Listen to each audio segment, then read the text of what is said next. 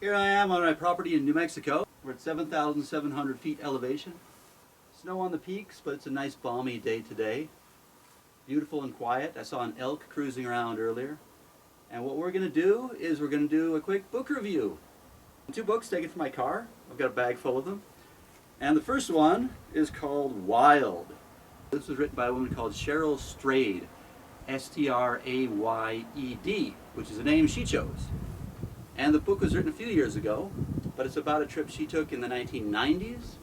Basically, she was in her early 20s, divorced, had a new boyfriend, smoking opium, shooting heroin, bummed out that her mother died of cancer, bummed out that her father left her when she was young and wasn't very nice to her either.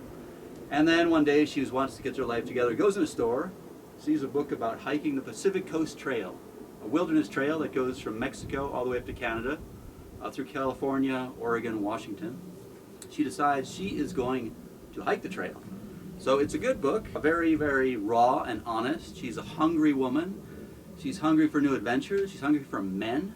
She's hungry for having a drink every now and then. She gets to the trailhead her first day and stays in a motel, takes her backpack and her bags of things she bought from a store called REI and packs it all up.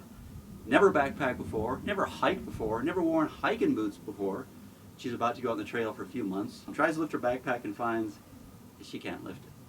So she has to squirm in, put the shoulder straps on, get some help, get along the trail. Anyway, a very, very honest book about the encounters she's made along the trail. She took notes all the time, and she reconstructed the book from that.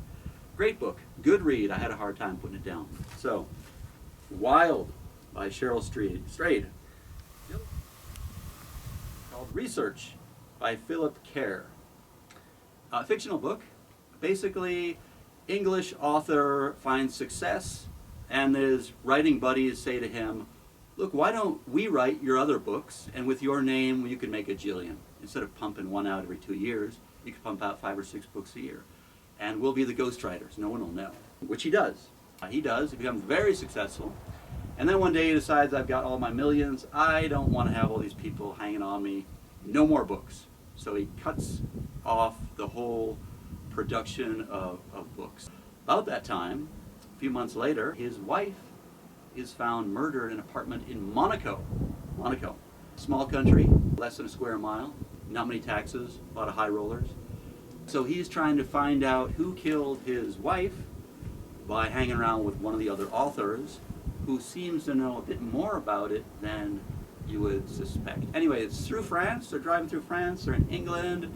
They're in Monaco. It's a good page turner. It's fun. It's well written, and the guy's got a great sense of humor. So Research by Philip Kerr. There you go. Time for me to enjoy the day.